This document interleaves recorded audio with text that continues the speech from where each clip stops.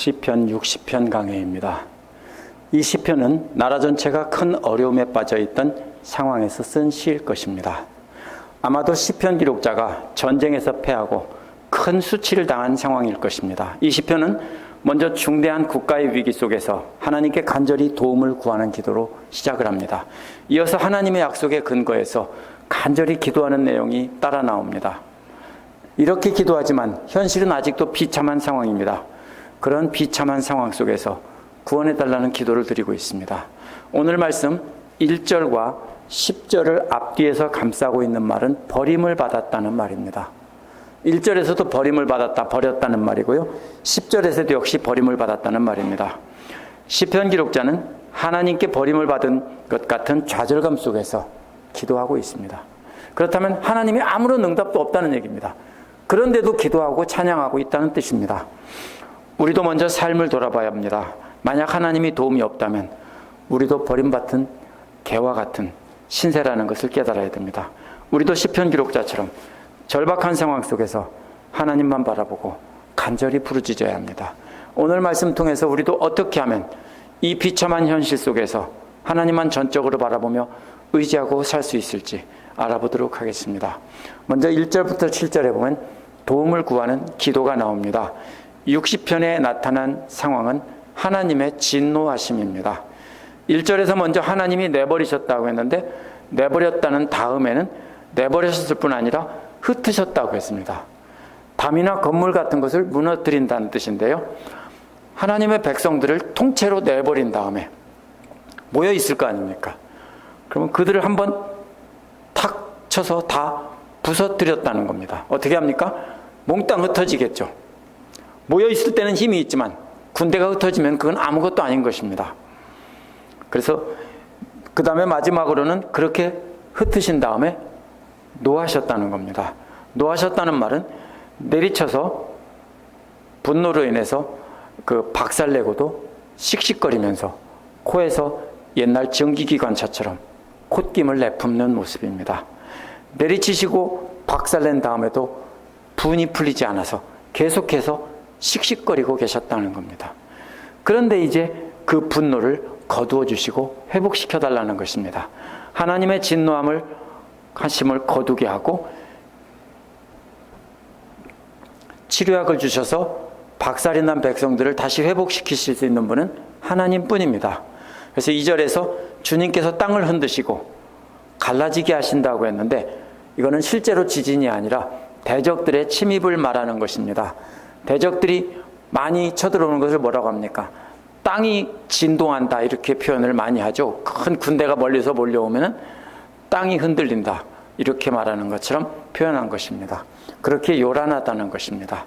대적의 침입도 하나님이 주관하시는 거라는 겁니다. 1절에서 하나님께서 그 손으로 자기 백성을 치셔서 흩으셨다고 했는데 그것은 바로 2절에 나온 대로 대적들을 쳐들어오게 하셔서 그 백성들을 다 공격해서 흩어지게 하셨다라는 뜻입니다. 하나님의 백성들이 대적들에게 멸망당하는 모습이 바로 땅이 흔들리고 갈라지는 모습으로 비유를 했습니다. 근데 민수기 26장 10절에 보면 실제로 그런 게 나오죠. 땅이 갈라져서 그 입을 벌려 그 무리와 고라 자손들을 삼키매 그들이 죽었다라고 되어 있습니다. 이사야 24장 19절에도 땅이 갈라지고 흔들린다는 말이 나옵니다.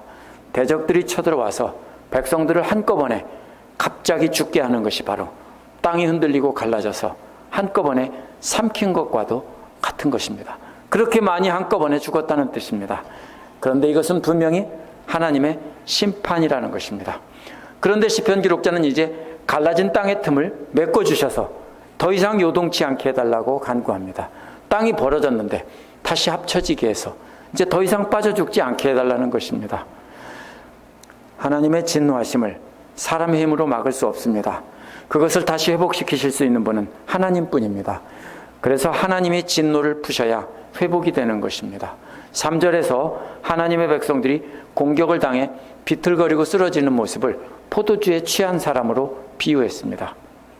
4절에 보면 화를 쏘는 자들에게서 라는 말이 이러한 뜻을 분명하게 해줍니다. 이게 똑똑 끊어집니다. 만약에 그렇게 읽지 않으면 적들이 쳐들어와서 화를 쐈는데 맞았습니다. 그럼 쓰러지는 모습이 마치 뭐 같아요? 술이 많이 취해서 비틀거다 땅바닥에 쫙 퍼지는 모습이나 활에 맞아서 하고 쓰러지는 모습이나 똑같다라는 겁니다.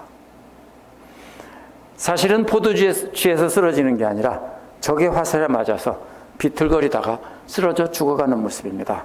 그래서 4절에서는 활을 쏘는 사람들에게서 피하여 도망치도록 깃발을 세워달라는 것입니다. 깃발이 뭡니까?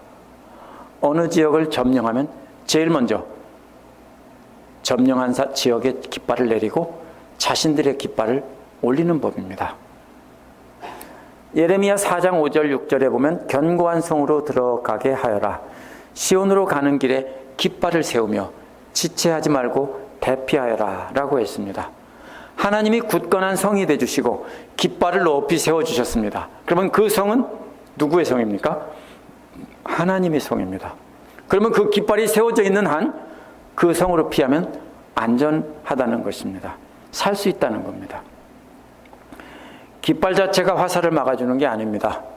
굳건한 성벽이 있고 군대를 지키는 군대가 성벽 위에서 튼튼히 지키고 전부가 활시위를 당기고 내려붙고 있기 때문에 튼튼한 것입니다. 깃발은 바로 그렇게 군대들이 건재하게 지키고 있다는 그 표시일 뿐입니다.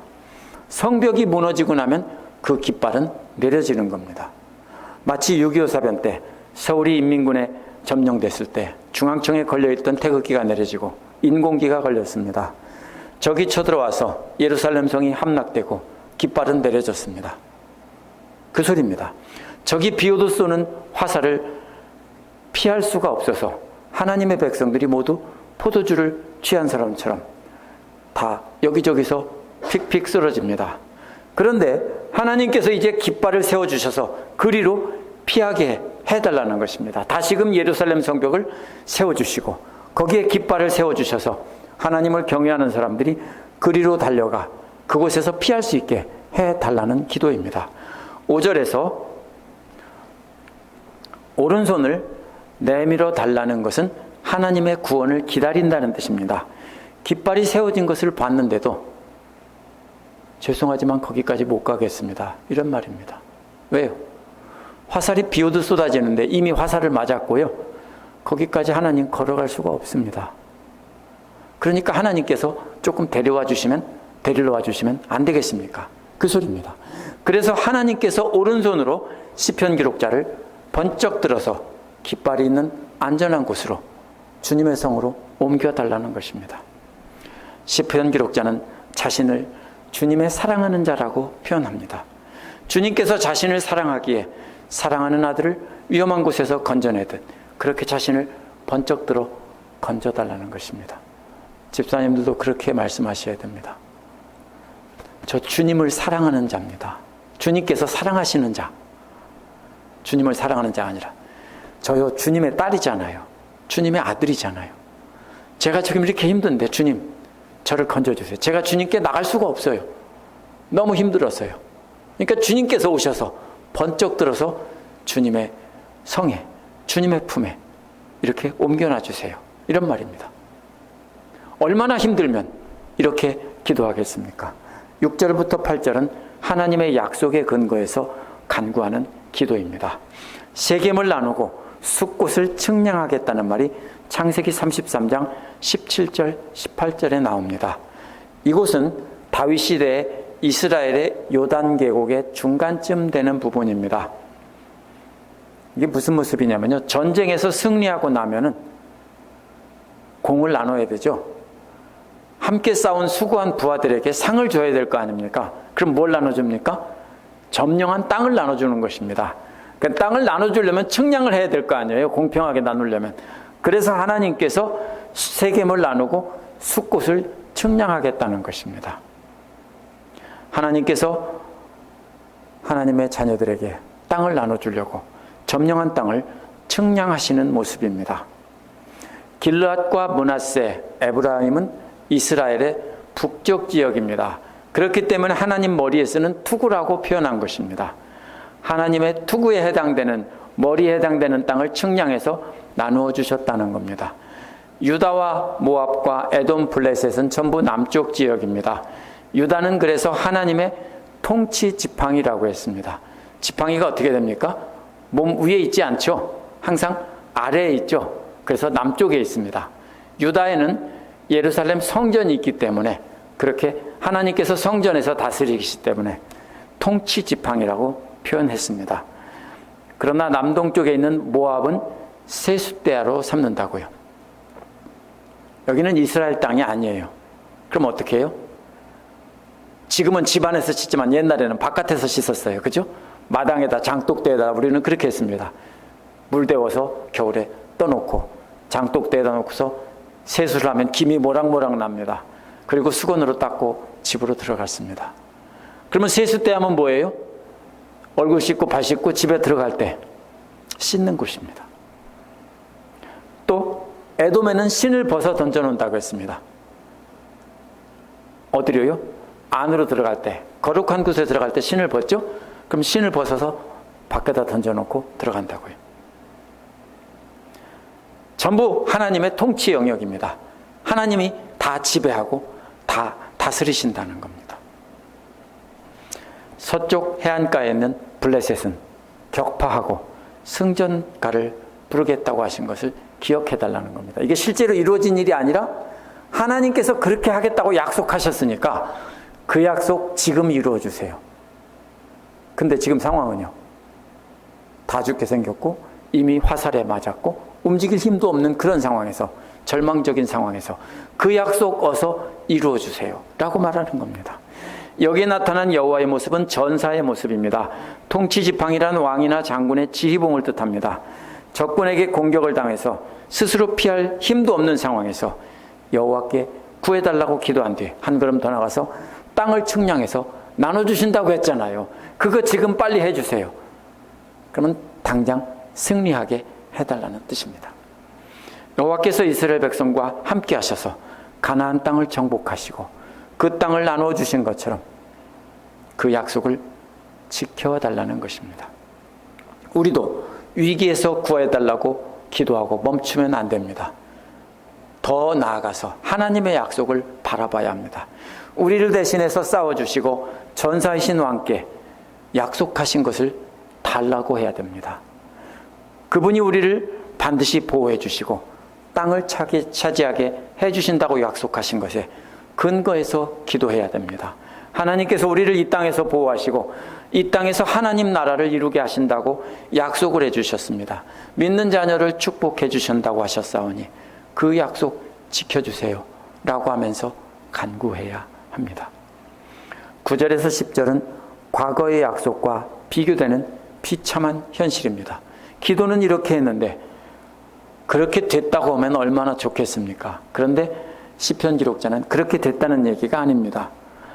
기도하고 다시 현실로 돌아왔습니다. 이러한 과거의 약속과 비교해 볼 때 현실은 말할 수 없이 비참합니다. 북왕국 이스라엘은 이미 아시리아 손에 넘어갔습니다. 9절에서 누가 나를 견고한 성으로 데려가며 누가 나를 에돔까지 인도합니까? 그랬습니다. 에돔은 높은 산지 중에 있는 가장 견고한 요새였습니다.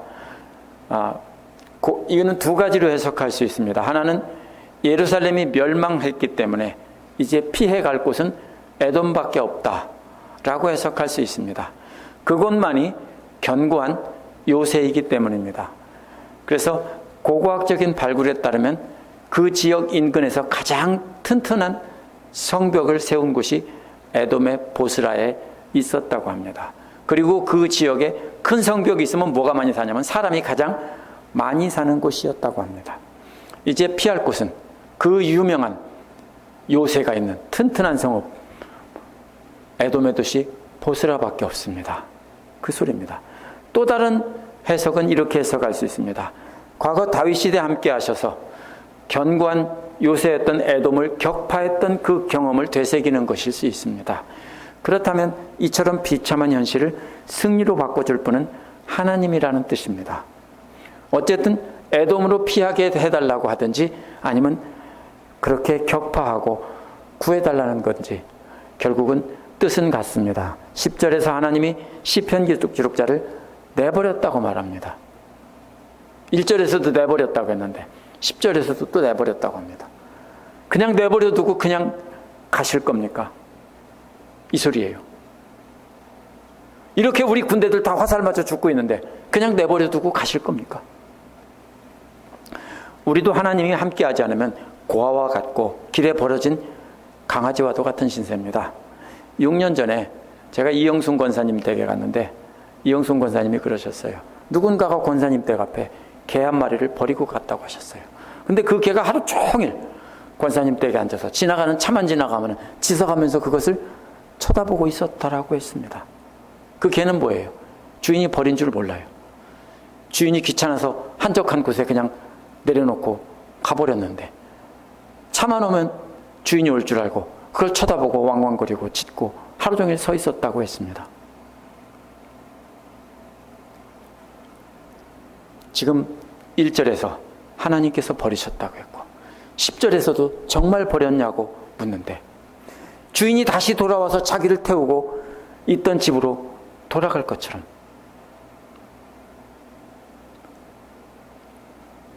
기다리고 있는 개와 같습니다. 기다리다 지쳐서 정말로 저 버리신 겁니까? 라고 시편 기록자가 부르짖는 것과 같습니다. 만일 하나님이 우리와 함께하지 않으신다면 우리는 마치 이영순 권사님 댁에 앞에다가 버렸던 그 개와 같은 신세입니다. 11절 12절에 보면 구원을 위한 기도가 나옵니다. 11절은 사람의 도움은 헛된 것이라고 합니다.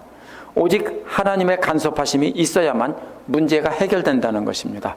그러니 어서 우리를 도와주셔서 원수들을 물리쳐달라는 것입니다. 그래서 12절은 하나님께서 함께 하시면 그렇게 절망적인 상황에서도 승리할 수 있을 것이라고 말합니다.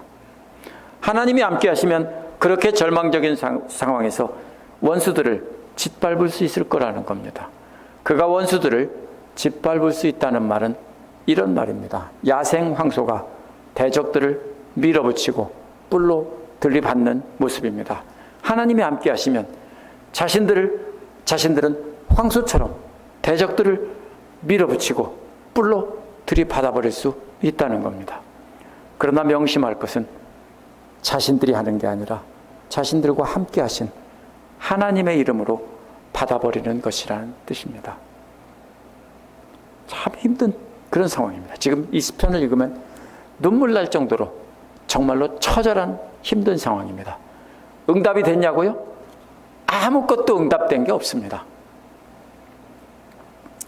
땅이 갈라져서 땅속에 빠져들어갈 때 겨우 바위 하나 붙잡고 대롱대롱 매달려 있는 것 같은 그런 상황입니다. 그럴 때 어떻게 합니까? 살려주세요라고 소리치겠지 않겠습니까? 그런 뜻입니다. 화살에 맞아서 죽어가면서 말도 못하면서 하면서 하나님 살려달라고 하는 그런 상황입니다. 그런 상황에서 하나님께 피할 수 있게 해달라는 겁니다. 얼마나 힘든지 스스로는 피할 수 없어요. 스스로 기어 올라갈 수 없어요. 하나님께서 건져주시고 하나님께서 화살도 뽑아주시고 품에 안아서 들고 가주셔야 돼요.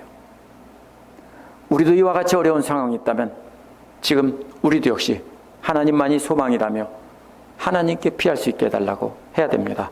단순히 위기에서 건져주세요로 끝나는 것이 아니라 약속의 근거에서 기도해야 됩니다. 약속하신 땅을 줄자로 재서 나누어 주신 것처럼 그렇게 나눠달라고 해야 됩니다. 약속하신 하나님의 나라를 기업으로 받을 수 있게 해달라고 기도해야 됩니다. 현실은 버려진 개와 같이 힘든 상황이지만 하나님은 그대로 버려두지 않을 것을 믿고 있기에 하나님께만 매달리는 것입니다. 우리도 그렇게 하나님께 매달릴 때 승리할 수 있습니다. 하나님께서 우리와 함께 계시며 우리 편이 되어주시기 때문입니다. 그렇게 지금 힘든 상황이 있다면 직접 나가 싸우려고 하는데 힘이 부족합니다. 그러나 우리 힘으로 싸우는 것이 아니라는 것을 알아야 됩니다. 하나님께서 함께 하실 때 하나님께서 주시는 힘으로 우리는 악한 마귀도 물리치고 짓밟을 수 있는 것입니다. 제 아내가 휴스턴에 갔는데 우리 하비가 뭐 하는지 아세요? 맨날 문 앞에 나가 있다가 덜컹 차 소리만 나면 뛰어나가서 문 앞에 가서 앉아 있어요. 안 오거든요. 왜냐하면 몇 주 동안 있었는데 계속 달려나가서 문 앞에 가서 혹시 귀를 쫑긋 세우고 있다가 다시 또 달려나갑니다.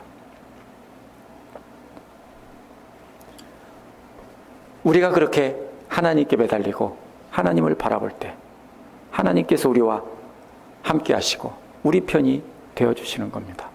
지금 그렇게 힘든 상황에 있다면 하나님께 도와달라고 간구합시다. 약속하신 그 기업을 달라고 합시다. 사람의 도움을 구하면 그것은 공허한 것입니다. 정말로 쓸데없는 짓입니다. 위대하신 전사이신 하나님께서 우리와 함께 하시며 우리를 업고 우리 대신 싸워주신다는, 바로 그것을 믿고 간절히 구하고 우리 몸을 맡겨야 합니다. 우리와 늘 함께 하시는 하나님께서 우리를 구해주시고 대적들을 물리치시고 땅을 청량해서 나눠주실 그날이 올 것입니다. 같이 기도하겠습니다.